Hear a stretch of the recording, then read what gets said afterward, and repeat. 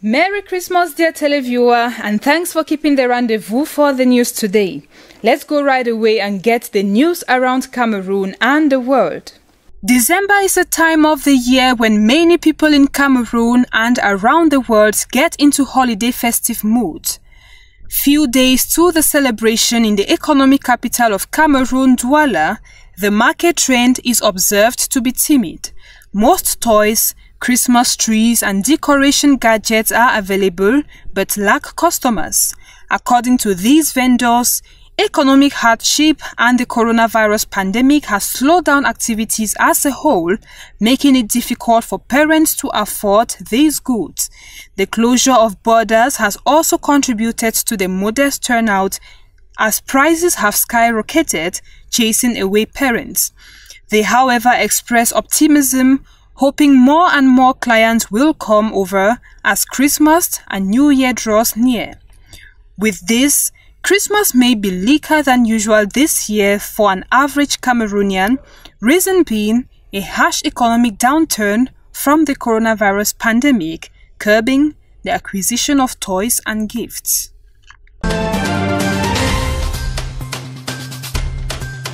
In these last days of the year, marking the festive period of Christmas and New Year celebrations, the streets of the city of Douala, like every other in Cameroon, are congested.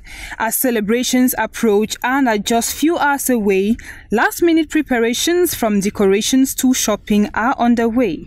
On all sides, therefore, stores and shelves are visibly crowded with clothes.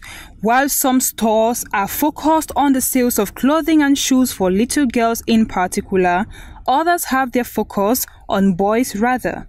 In general, traders offer all kinds of clothing and shoes and for all sizes. Although the supply meets demand, getting their goods sold is not always so easy for the traders. The tough economic situation associated with COVID-19 are pointed out as the key reasons for the low sales. The shoe sector is no less affected by these constraints, yet it is not discouraging. Traders know how much lovers of these celebrations cannot resist the strong need and desire to get new outfits for their children and make them happy. Whatever the case, they will certainly always find a way to make their offspring beautifully dressed and well fed on the D-Day, and feast continues. As the celebratory period draws closer, parents are confronted with the myriad of issues to tackle, that is food, dresses for kids, and above all, toys for the children.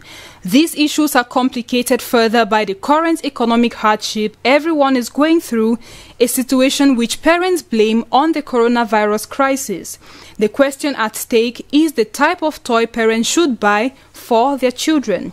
Toys come in various categories, and experience has it that these toys have an impact on the life of the child and may be negative. A child was watching a television, a child who came, an IDP who came from the Northwest region, and it was an action movie, and somebody came out with a gun. The child had to go down to the floor because they have been used to this kind of scenario.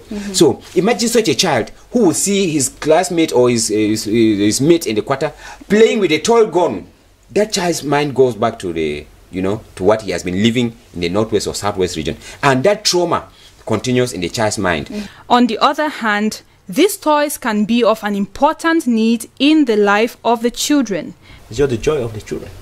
Nothing else. Because most of those toys, how many of them are so educative? How many of them? And how many people can afford the educative toys? Personally, I would say that my toy has helped me in one way or the other up to date. Because I can do braids, I can do some rastas because of the toy I had. Authorities have been calling on the conscience of parents to consider the type of toys to give to their children, discouraging war toys and those that are linked to violence. This will be for the well-being of the family, society, and the country at large.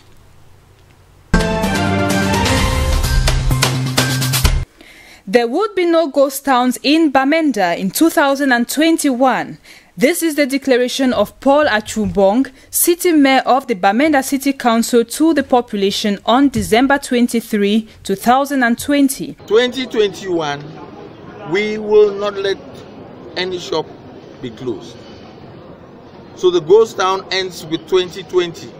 So in 2021, no ghost town anymore in this city. He instructed all the traders in Bamenda on Wednesday to lock their shops and assemble at the grandstand for a few hours to pass the information, after which they could return to their shops and businesses.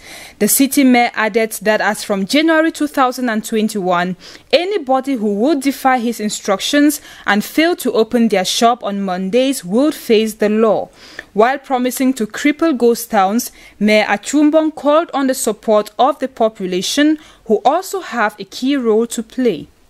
I don't come today for appeal for una say make una see this situation and una try all Bamenda we try to see how we will bring this issue under control. As for the population, what seemed most disturbing is not just the ghost towns, but also the abrupt manner in which they were informed and convened for the meeting with the city mayor. Some only got to the market and surprisingly met the whole place shut down. If traders, if we come, they not be even informed we of any meeting. At the talk, I for one, they not be informed we of a meeting. So I come out from my house very early. Say I can open store whether I will feel manage. Before I want come, so the lockman gate. Say me man no enter. So I just be confused. I just be frustrated. They also decried the fact that it came at a Christmas shopping rush hour when parents were supposed to be making last-minute purchases, but were stuck outside, unable to buy, and traders unable to sell. Therefore, inform we traders inside market. They know the situation for the town where they inside now, so we struggle and struggle. Some of us they as we did so, especially me, man like me who has stand for years, so I no get chop, I no get nothing. I don't even get in the house at the baker's and bake and fast stay there. So I don't come say my popcorn I buy them yesterday for sell them, see whether I even get money for take care of my own family too. Now run can market day lock. Now which kind of government is? They will tell we say there's a meeting day today. We will prepare, come for the meeting. Yes,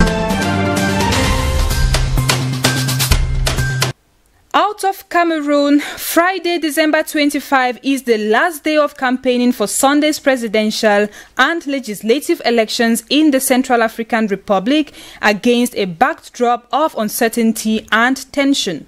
On Thursday, 6 opposition candidates appealed to the Constitutional Court to call for the resumption of the elections following Jean-Serge Bokassa's decision on Tuesday to withdraw his candidacy. The 6 candidates are Anissé Georges Dologele, Nicolas Tiangaye, Karim Mekassoua, Désiré Kolingba, Mahamat Kamung, and Syriac Gonda. All believe that Jean-Serge Bokassa's decision to withdraw from the presidential race should automatically result in the resumption of the vote in application to Article 115 of the Electoral Code. It stipulates that in the event of the withdrawal of one of the candidates between the publication of the list of candidates and the first day of the poll, the organization of the election is entirely resumed with a new list of candidates. The President of the Constitutional Court, Daniel Dalan, would have to make a delicate decision with important political consequences.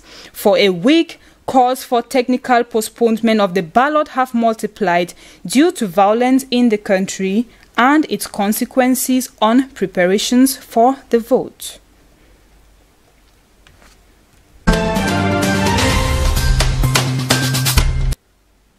Still in the Central African Republic, the Coalition of Patriots for Change, CPC, a rebel coalition which began an offensive against the government last Friday, has said it would observe unilateral ceasefire in the run-up to Sunday's elections. A statement issued by the coalition said 72-hour unilateral ceasefire will be observed across the country by all patriots fighting troops. The statement also called on the government to also observe a ceasefire over the same period and urged President Faustin Archange Touadera to suspend the elections, whose conditions for sound organization have never been good. The CPCs accused President Faustin Archange Touadera, who is seeking a second term, of trying to fix the December 27 election. The document that has been available since Wednesday but was confirmed on Thursday as authentic by 2 of the 6 groups in the CPC, that is the 3R and the Popular Front for the Rebirth of Central Africa. Tensions flared after the top court rejected several candidates for the election, including former President Francois Bozizé. The government accuses Bozizé of plotting a coup with several militia groups. Bozizé's party has denied all the accusations. On Wednesday, the United Nations and human rights activists had warned against pre-election violence, calling it a serious threat to the security of civilians and their right to vote. Human Rights Watch said at least 5 civilians were killed in the clashes and thousands had fled.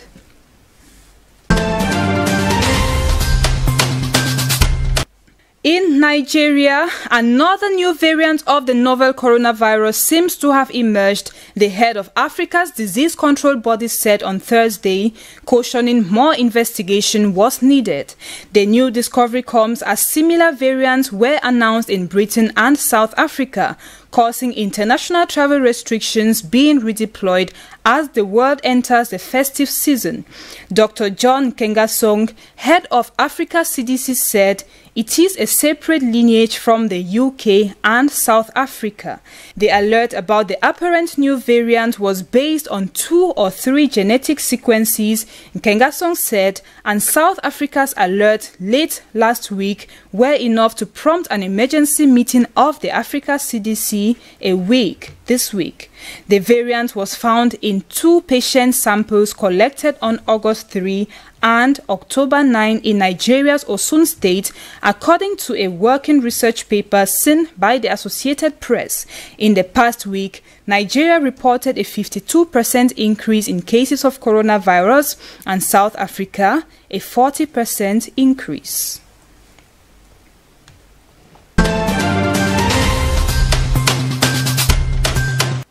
Libya has celebrated its 69th independence anniversary with military parades organized in central Tripoli under tight security. Hundreds of Libyans carrying the red, green and black national flag gathered in the Mataya Square in the heart of the capital, long called Green Square, where the deposed leader Muammar Gaddafi liked to deliver his speeches.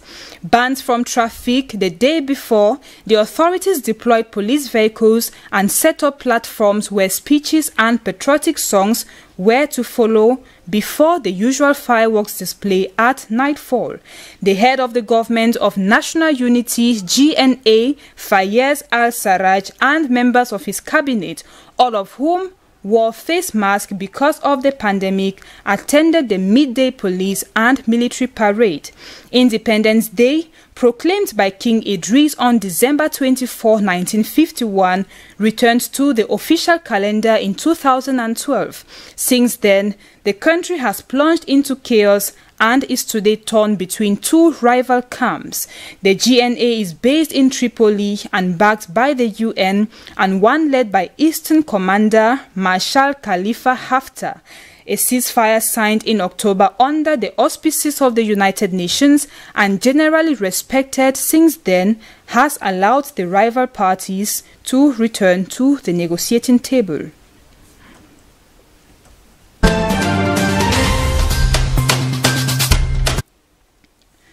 The United Kingdom and the European Union have finally struck a free trade deal after nearly a year of negotiations. The deal, which must be ratified by the British and European parliaments, came together on Thursday in Brussels after 11 months of grinding negotiations, reaching climax in a last-minute bargain over fishing rights that stretched into Christmas Eve, just a week before a year-end deadline. British Prime Minister addressed the nation and said that MPs would vote on the deal on December 30. He said the agreement reached with Brussels was a good deal for the whole of Europe, adding that it will protect jobs across this country and has taken back control of our laws and our destiny. European Commission President Ursula von der Leyen said the deal was fair and balanced, describing the process as long and winding road. Under the terms of the agreement, there would be zero tariffs and zero quotas on goods, and both sides will cooperate on key issues including security, travel and climate change, and help smoothen the trade of good roads and the channel. It will bring the relief to exporters on both sides that had been facing higher tariffs and costs had a deal not been reached. The deal ends 4 years of uncertainty and delays that economists believe have already marginally suppressed the British economy's growth rate. The UK is set to exit EU trading rules next Thursday, a year after officially leaving the 27 member states in Europe.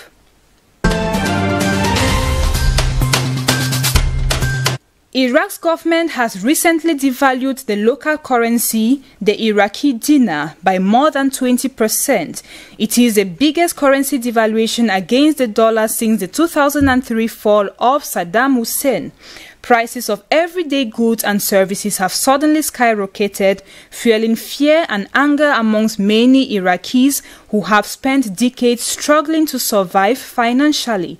The Central Bank of Iran, CBI, announced that it was scrapping an official exchange rate of 1,182 Iraqi dinar to the dollar and resetting the price the central bank would pay the Ministry of Finance for $1 at 1,450 Iraqi dinar, a devaluation of more than 20%. The CBI would sell dollars on to local banks for 1,460 Iraqi dinar. Although the CBI is independent, the government has been pushing for this devaluation to help it pay dinar-denominated salaries to about 3 million state employees, with the World Bank expecting poverty to rise sharply as its oil-dependent economy shrinks. War-fatigued Iraq's financial situation is so serious that Iraq is in talks with the International Monetary Fund demanding support.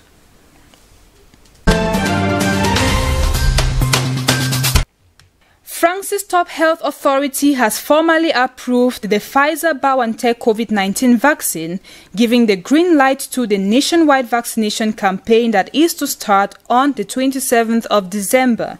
The vaccine against COVID-19, developed by U.S. drug producer Pfizer and Germany's BioNTech, can be used in people 16 of age and over, including elderly, said the Haute Autorité de la Santé, HAS, however adding that some questions remain.